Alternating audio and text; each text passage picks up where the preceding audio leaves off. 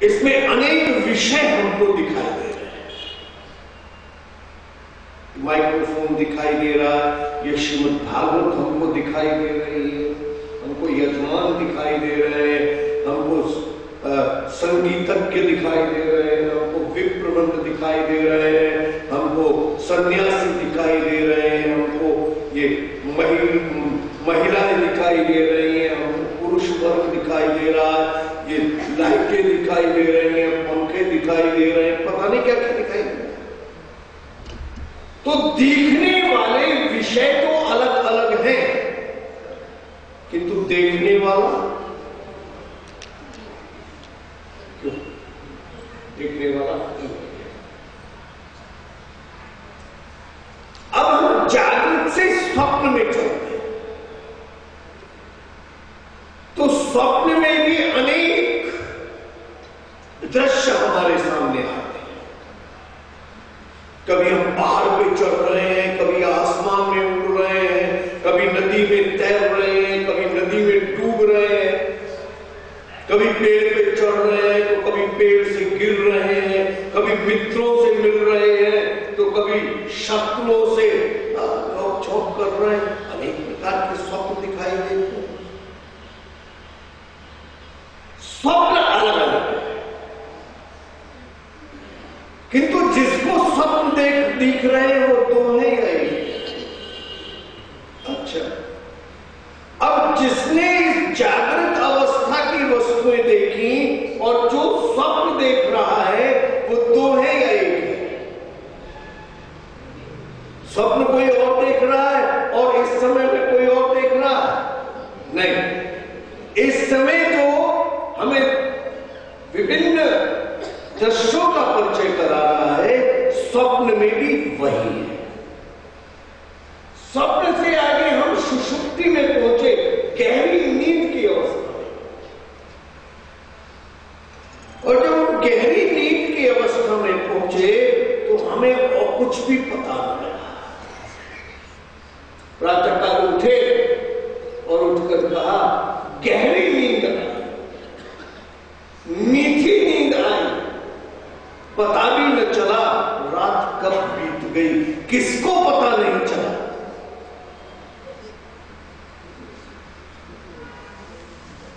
जो स्वप्न अवस्था में स्वप्न देख रहा है और जागृत अवस्था में विश्वों को देख रहा है, वही सुषुप्ति में कह रहा है कि मुझे पता भी न चला रात कब बीत गई। तो तीनों अवस्थाओं में जो है वो सत्य है। ये जागृत अवस्था का स्थूल शरीर,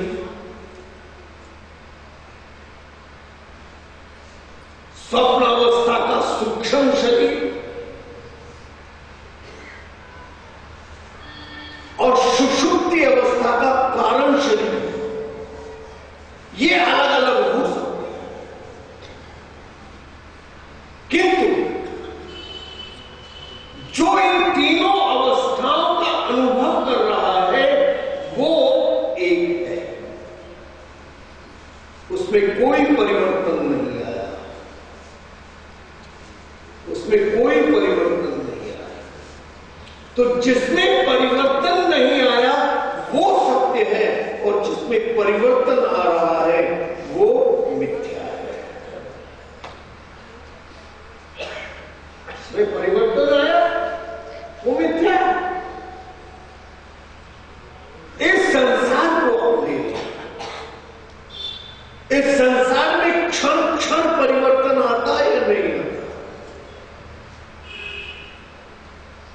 हर क्षण परिवर्तन। अपने शरीर को ही देख लो। कल जब हमारा जन्म हुआ था तब हम माता की गोदी के असहाबाद थे। आज आप देखकर पुराण वाचन करता हूं, और अगर अपने भविष्य को देखता हूं तो मगरमच्छ की विष्ठा मिलती है।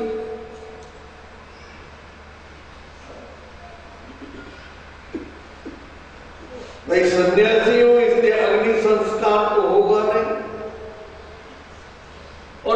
मट्टी में गड़ के सड़ना मैं नहीं चाहूंगा, थल समाधि में नहीं लेना चाहूंगा। गंगा में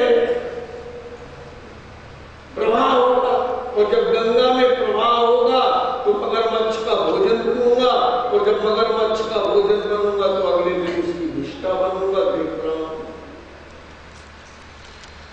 तो परिवर्तन है या नहीं?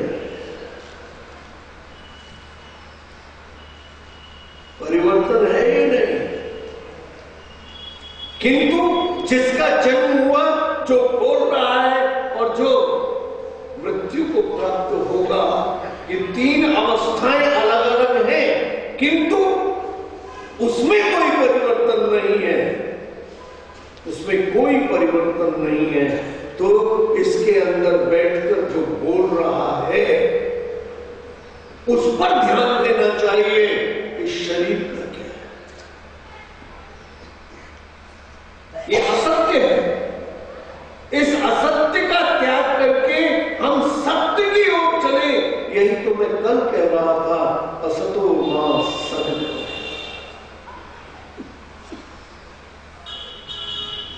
मंगलाचरण में गायत्री, सृष्टि और ब्रह्म सूत्र का सार आ जाता है। भगवान ही सृष्टि करता है। ये सविता पद का अर्थ उपनिषदों में भगवान से सृष्टि का वर्णन है। ब्रह्म सूत्र में जन्माद्यस्य यतः यह सूत्र है, और श्रीमद् भागवत का प्रथम वाक्य भी यही है, जन्माद्यस्य। इससे सिद्ध होता है कि वेद, उपनिषद और ब्रह्म सूत्र का जो परम तात्पर्य है वही श्रीमद् भागवत का भी तात्पर्य है। विशेषता यह है कि ब्रह्म सूत्र में जहां अधिकारी विशेष के लिए ब्रह्म ज्ञान का उपदेश है, सबके लिए नहीं। श्रीमद् भागवत में अथाता का प्रयोग किए बिना जन्माद्यस्यता का उल्लेख है। ठीक भी है। भगवान से प्रीति और उनकी सेवा करने का अधिकार का कोई प्रश्न ही नहीं है। सभी अधिकारी हैं इसके लिए। भाई सब प्रेम करो भगवान से। भगवान से प्रेम करने के सभी अधिकारी हैं। ऐसा कोई नहीं है जो भगवान से प्रेम नहीं कर सकता या भगवान की सेवा नहीं कर सकता। सेवा करो। यही कारण है कि श्रीमद् भागवत के प्रारंभ में अथातः का प्रयोग नहीं है। मंगलाचरण में भगवत तत्व का स्वरूप स्पष्ट कर दिया है, जिससे यह दृश्यमान नाना रूपात्मक प्रपंचात्मक जगत का जन्म हुआ, स्थिति हुई और प्रलय होता है, वह सर्ववस्तु ही भगवान है। देखो, बिना सत्य के असत्य रह सकता है क्या? बोलो। असत्य को सत्य का आधार चाहिए। असत्य का अधिष्ठान सत्य है।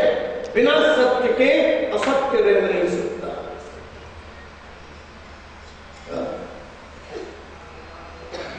एक बच्चा सिनेमा देखने गया। घर देर से पहुंचना स्वाभाविक था। पिताजी ने पूछा कहां गए थे? उन्होंने कहा जी कक्षा के बाद मास्टर जी से पढ़ने चला गया था।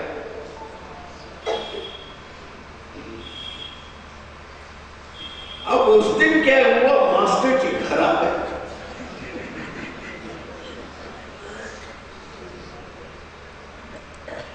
पिताजी ने पूछा क्यों सर, आज ये आपसे पढ़ने आया था? उन्होंने मेरे पास तो आया। ने कहा मास्टर जी तो मना कर रहे हैं। उन्होंने कहा इनके पास नहीं, मैं तो अंग्रेजी वालों के पास गया। तुरंत परिवर्तन हो गया नहीं। पर इस असत्य की आवश्यकता क्यों पड़ी? क्योंकि वो सिनेमा देखने गया, सत्य वो था। तो उस सत्य को हमने असत्य से छुपाने की कोशिश की, किंतु आधार तो सत्य ही है। ठीक इसी प्रकार से इस जगत का आधार भगवान है। भगवान न होते तो संसार कैसे हो जाता? देखो,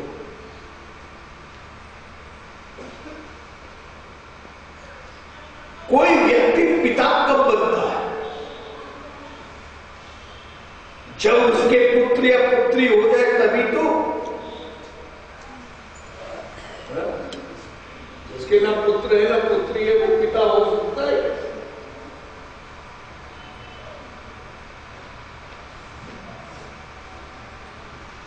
अभी यहां से कुछ लोग कह रहे हैं आप भी तो पिता हो, तो दीक्षा दिए तभी तो पिता बने।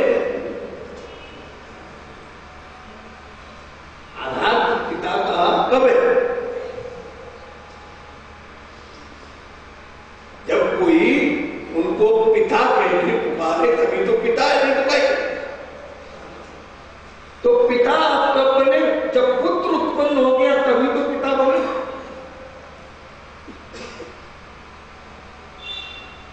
तो पुत्र न होता, पुत्री न होगी तो आप पिता हो जाते नहीं।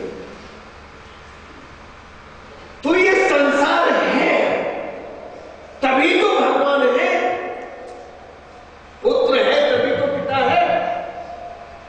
तो ये संसार है इसलिए तो वो पिता है। अगर ये संसार न होता तो उनको पिता कौन?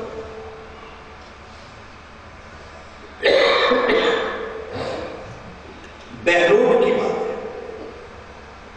दिल्ली जयपुर मार्ग में बीचों बीच एक जगह आती है बहरोड। वहां हमारा प्रवचन हुआ एक दिन। प्रवचन के बाद एक व्यक्ति मिलने आया, हम ठहरे हुए थे। कहता है स्वामी जी मैं अंदर आ सकता हूं? मैंने कहा आपका स्वागत। कहता है महाराज मैं नास्तिक हूं। अंदर नहीं है, बाहर से कहता मैं नास्तिक हूं। मैंने कहा तथापि तुम्हारा स्वागत। उन्होंने कहा महाराज आप एक नास्तिक का स्वागत करने को तैयार है? मैंने कहा उसने कहा क्यों?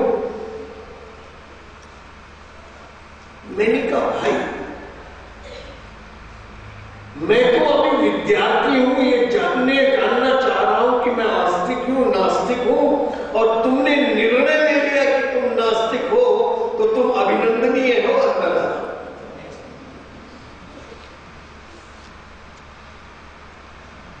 वो कुछ घबरा क्यों? उसे ऐसे उत्तर की आकांक्षा नहीं, तो बहस करने आया। मैंने कहा ये, उसने कहा ये बात नहीं है महाराज कि मैं निर्णय ले लिया। मैंने कहा फिर क्या बात है? उन्होंने कहा मैं ईश्वर को नहीं मानता इसलिए नास्तिक कह रहा हूं अपने आप। मैंने कहा ईश्वर को बिल्कुल नहीं मानते? उन्होंने कहा नहीं। मैंने कहा तब तुम्हारा अभिनंदन करना पड़ेगा, तो निश्चित अभिनंदन करना पड़ेगा। उसने कहा महाराज ईश्वर को न मानने वाले का अभिनंदन करेंगे आप? मैंने कहा उन्होंने कहा क्यों? मैंने कहा दो ही व्यक्ति इस संसार में ऐसे हो सकते हैं जो ये कहे मैं ईश्वर को नहीं मानता। पहला मूर्ख। तो मैंने कहा तुम्हारे शहर में तुम्हें मूर्ख कहने का साहस में नहीं जुटा। तो मेरठ में किसी को मूर्ख कहूं मैं और वो मेरा सिर फोड़ दे, तो किसी के शहर में किसी को मूर्ख कहना बड़ा कठिन काम होता। मैंने कहा